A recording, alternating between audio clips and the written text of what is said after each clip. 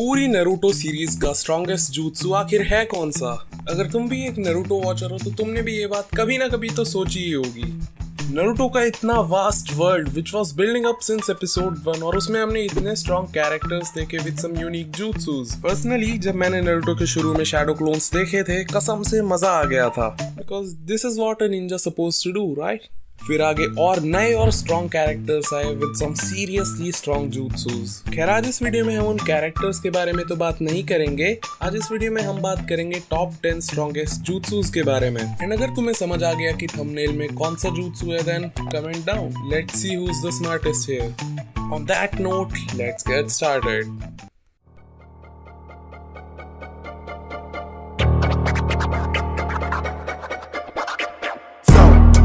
I was done. I sat in the back on my dad. I would revamp, make a comeback. Once you come back, recap anything you missed. Looking back at the beat. Okay, so number 10 पे है mitotic regeneration jutsu या शोजो साइसे in Japanese. Medical ninjas कभी front lines पे fight नहीं करते हैं और ना ही उन्हें करना चाहिए, पर कभी कभार कुछ एक्सेप्शंस होते हैं जैसे कि सुनाडे और साकुरा। जिन कैरेक्टर्स को ये jutsu करना आता है उन्हें ना ही सिर्फ फाइट करना अलाउड होता है बल्कि वो बहुत सारे ओपोनेंट्स को आराम से हरा सकते हैं।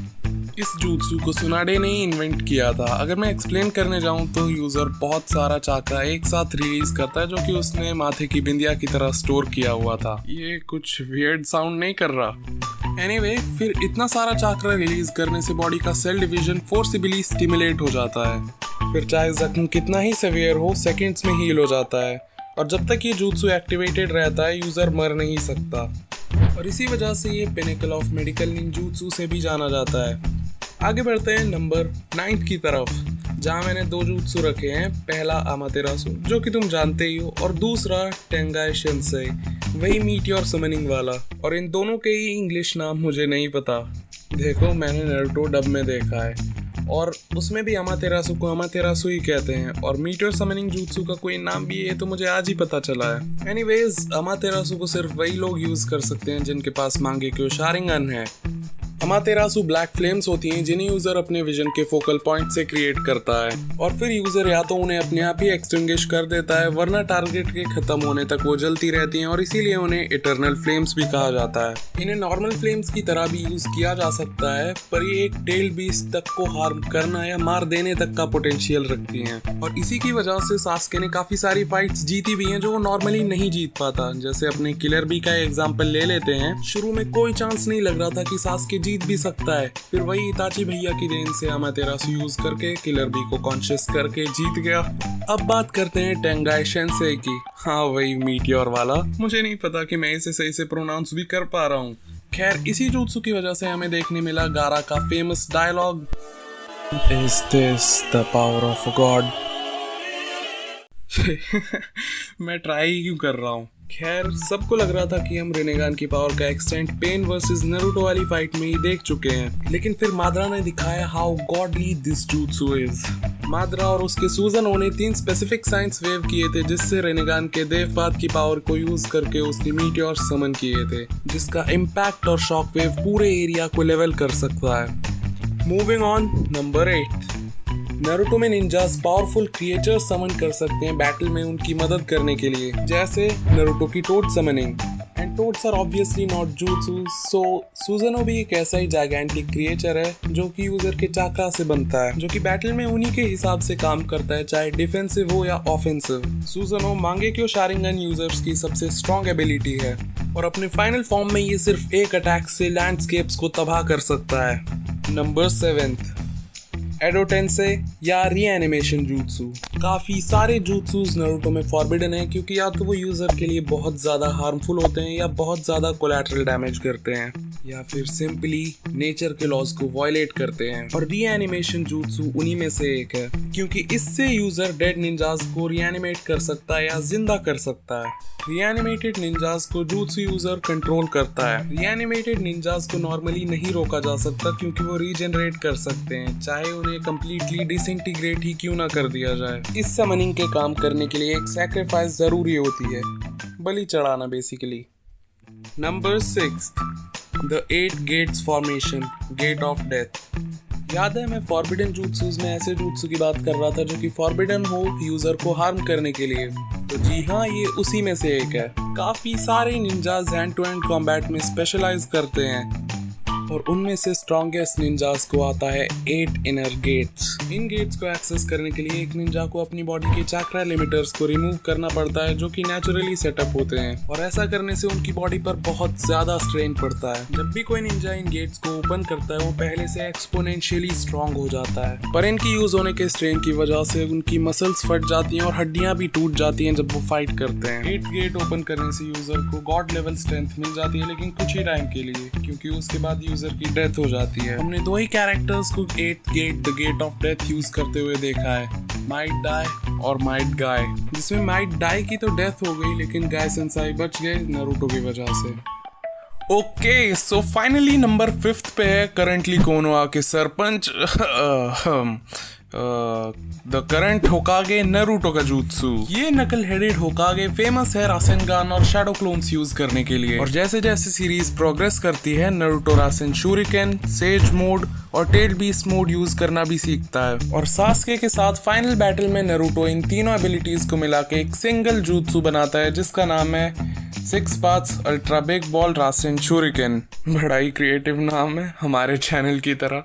इस jutsu को यूज करने के लिए नारुतो को 2 फुली ट्रांसफॉर्म्ड कुरमा के क्लोन्स बनाने पड़े थे जो कि ओरिजिनल से मर्ज हो जाए। इसके बाद नारुतो 2 मासिव रासेन शूरिकेन बनाता है, पहला जो कि नेचुरल एनर्जी से इन्फ्यूज्ड होता है और दूसरा जो कि टेल बीस्ट चाक्रा से इन्फ्यूज्ड होता है। And that's how this jutsu was created. Number 4, Indraj arrow. Naruto की दोनों सीरीज की एनिमेशन डिसेंट थी, मतलब ठीक ठाक ही थी, लेकिन नारुतो और सास्के वाला फाइनल बैटल एक एक्सेप्शन है, क्योंकि स्टूडियो ने तब उन एपिसोड्स को मूवी लेवल एनिमेशन से प्रोड्यूस करने का डिसाइड किया था। और इसी फाइट के दौरान सास्के ने पहली बार इंद्रा ज़ेरो यूज किया था, और ये अभी तक का उसका सबसे स्ट्रॉन्गेस्ट jutsu माना जाता है। इस jutsu को परफॉर्म करने के लिए सास्के को सभी टेल बीस्ट का चाक्रा अब्सॉर्ब करना पड़ा था, और फिर परफेक्ट सुजानो को एज अ वेसल यूज करते हुए सास्के ने लॉन्ग बो और एक एरो बनाया जो कि लाइटनिंग नेचर से इन्फ्यूज थे, और ये इतना पावरफुल है कि ये नारुतो के 6 paths ultra big ball Rasen Shuriken से मैच कर पाया था, जबकि लाइटनिंग रिलीज विंड रिलीज से इंफीरियर होती है। इस टेक्निक का नाम इंद्रा ओत्सुत्सुकी से आया, जो कि उचिया क्लैन का एंसेस्टर है और सुजानो का फर्स्ट यूजर भी। इंद्रा ज़ेरो टेक्निक हिंदुइज्म से भी इन्फ्लुएंस्ड है, जहां इंद्रदेव रेनबो को एज अ बो यूज करते हैं और बिजली की बनी एरोज को फायर करते हैं। नंबर 3, जिबाकु टेंसे या प्लैनेटरी डेविस्टेशन। इस टेक्निक को रिनेगान के देवपात के द्वारा यूज किया जाता है। देवपात अटैक्स को रिपेल करता है और एस्ट्रॉइड्स भी समन कर सकता है, लेकिन प्लैनेटरी डेविस्टेशन के साथ ये एक मिनिएचर मून भी बना सकता है, जिसमें यूजर अपने हाथों के बीच में एक ब्लैक स्फेयर बनाता है और फिर उसे हवा में छोड़ने के बाद जब वो एक्टिवेट होता है तो वो बहुत ज्यादा पावरफुल अट्रैक्टिव फोर्स जनरेट करता है, जो कि अपने आसपास की सभी चीजों को पुल करता है एक बहुत बड़ी सैटेलाइट बनने तक। और वो सैटेलाइट कितनी बड़ी बनेगी ये डिपेंड करता है यूजर पर और उसके चाक्रा पर। इस टेक्निक को बहुत पावरफुल बीइंग्स या टेल बीस्ट्स को सील करने के लिए यूज किया जाता है। Number 2, Koto Amatsukami. Shisui Uchiha, one of the youngest yet strongest Uchiha, जो कि सीरीज में बहुत कम आया है। उसको इनक्रेडिबली स्ट्रॉन्ग माना जाता है उसके कोतो अमात्सुकामी jutsu की वजह से। इस jutsu का यूजर किसी का भी माइंड कंट्रोल कर सकता है जो कि उसकी फील्ड ऑफ विजन में हो, और टारगेट को फॉल्स एक्सपीरियंस दिए जाते हैं जिससे उसे ऐसा लगे कि वो जो भी कर रहा है अपनी मर्जी से कर रहा है। ये jutsu इतना ज्यादा पावरफुल है कि इसे यूज करने से कोई भी रिएनिमेटेड निंजा रिएनिमेशन के कंट्रोल से छूट सकता है इसे एक्टिवेट करने के बाद, लेकिन इसे एक बार यूज करने के बाद अगले 10 साल तक यूज नहीं किया जा सकता, लेकिन ये टाइम बहुत कम हो जाता है अगर आपके पास हाशिरामा सेल्स हो। नाउ फाइनली अब बात करते हैं नंबर 1 की, जो कि हो सकता है काफी लोगों ने गेस कर लिया हो, इन्फिनिट सुकुयोमी। इस गेंजूत्सु के बारे में तो एक्सप्लेन करने की भी जरूरत नहीं है। एंड तक वॉर का बस एक ही रीजन रह गया था कि कागुया को रोको इसे यूज करने से। ये गेंजूत्सु इतना ज्यादा पावरफुल है कि ये पूरे वर्ल्ड को ट्रैप कर सकता है, उन्हें उनके सपनों में उनका यूटोपिया या उनका परफेक्ट वर्ल्ड दिखाया जाता है। मीनवाइल उनका चाक्रा एब्जॉर्ब किया जाता है। इस स्केल का गेंजूत्सु कास्ट करने के लिए इसके यूजर को अपने रिने शारिंगन को मून की तरफ रिफ्लेक्ट करना होगा, और इसे यूज करने के भी अलग अलग तरीके हैं। जैसे कागुया एक पोर्टल क्रिएट करती है जो कि एक ऐसे डायमेंशन में जाता है जहां मून है। ओबिटो टेंटेल्स को गॉड ट्री में ट्रांसफॉर्म करता है जिसके टॉप पे ब्लूमिंग फ्लावर के बीच में रिने शारिंगन होता है। और माद्रा अपना खुद का रीनेशारिंगन रिफ्लेक्ट करता है। Thank you so much everyone video यहाँ तक देखने के लिए। जब मैं ये रिकॉर्ड कर रहा हूँ इट्स बिन 48 डेज जब से हमने कुछ अपलोड किया हो एंड आई होप कि तुम हमें भूल नहीं गए होगे। एक दिन मिला था वॉइस ओवर और स्क्रिप्टिंग करने के लिए और ये सब करके मेरा दिमाग खराब हो चुका है। बाय द वे मैं क्या सोच रहा था कि वीडियो के एंड में एक ऐसा पार्ट रखते हैं जहाँ पे मैं कुछ भी बोल रहा हूँ या मुझे तुमसे कुछ भी बात करनी हो तो उसे वीडियो के एंड में रखते हैं। जैसे इतने दिनों से हमने वीडियो क्यों नहीं डाली, तो हमने वीडियो इसलिए नहीं डाली बिकॉज इट्स ऑल माइकीज़ फॉल्ट, सब माइकी की गलती है। हाँ काफ़ी ज़्यादा लेट हो गई थी वीडियो इस बार। 11th क्लास में आते ही बहुत ज़्यादा लोड बढ़ जाता है पढ़ाई का, खासकर साइंस स्टूडेंट्स के लिए। तो हाँ इसीलिए हम वीडियो नहीं बना पा रहे थे। खैर इस बार हम कोशिश करेंगे कि टाइम को बेहतर मैनेज करें और वीडियो बना पाएँ। हाँ वैसे तुम में से कितने लोग 11th में हो कमेंट्स में ज़रूर बताना। वैसे आई डोंट डिज़र्व टू से इट क्योंकि हम इतने टाइम से वीडियो नहीं डाल रहे थे, but please do subscribe to the channel so video बनाने की मोटिवेशन मिले। Thanks for watching till here and I'll see you in the next one.